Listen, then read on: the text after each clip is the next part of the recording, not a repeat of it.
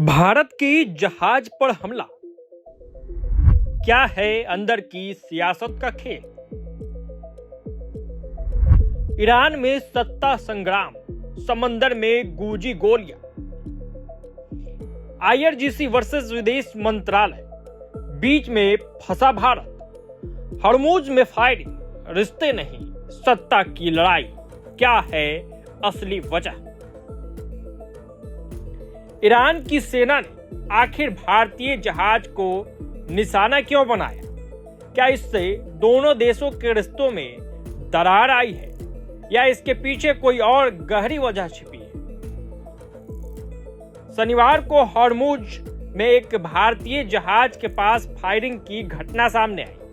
यह सिर्फ एक सामान्य समुद्री तनाव का मामला नहीं माना जा रहा, बल्कि इसके पीछे ईरान के भीतर चल रही सत्ता संघर्ष की कहानी बताई जा रही है। भारतीय टैंकरों के आसपास हुई वार्निंग फायरिंग को ईरान के विदेश मंत्री सैयद अब्बास अराघची के कूटनीतिक नीति के खिलाफ सेना की सीधी प्रतिक्रिया के तौर पर देखा जा रहा है। बताया जा रहा है कि इस समय ईरान के भीतर सत्ता का संतुलन बुरी तरह डगमगा चुका है। अमेरिका इजराइल हमले में सुप्रीम लीडर अली खामेनेई की मौत के बाद वहां नेतृत्व का बड़ा खालीपन पैदा हो गया है, जिससे पूरा सिस्टम अस्थिर हो गया है।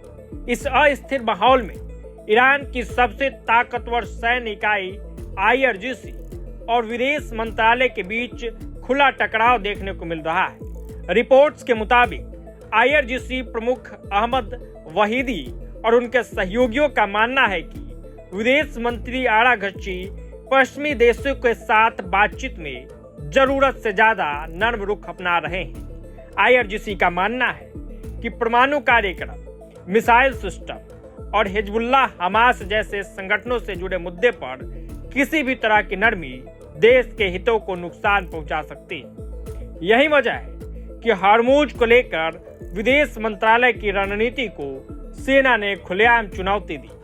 आईआरजीसी से जुड़े मीडिया प्लेटफॉर्म्स ने अराघची के रुख की आलोचना करते हुए इसे खतरनाक झुकाव करार दिया। इस अंदरूनी संघर्ष का असर इस्लामाबाद में चल रही अमेरिका ईरान वार्ता पर भी साफ देखने को मिला। सूत्रों के अनुसार आईआरजीसी चाहता है कि उसका करीबी अधिकारी मोहम्मद बाकर शांति वार्ता टीम का हिस्सा बने, ताकि बातचीत पर उसका प्रभाव बना रहे। हालांकि विदेश मंत्री अराघची ने इसका विरोध किया है, यह कहते हुए कि जोलगदर के पास बातचीत का पर्याप्त अनुभव नहीं। इस खींचतान ने इस्लामाबाद की बातचीत को अब एक तीन तरफा टकराव में बदल दिया है।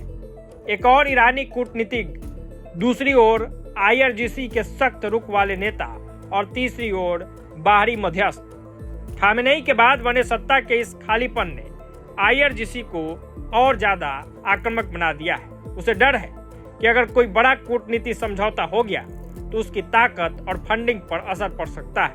यही कारण है हरमुज जैसे रणनीतिक क्षेत्र में उसकी पकड़ और सख्त हो गई है।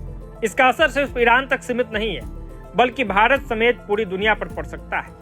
अब ईरान एकजुट फैसला लेने वाला देश नहीं रह गया, बल्कि अलग अलग शक्तियां अलग अलग दिशा में खींच रही है। ऐसे में कूटनीति स्तर पर किए गए वादे जमीन पर सैन्य कार्रवाई से कभी भी उलट सकते हैं। प्रभातखबर.com, विश्वास वही।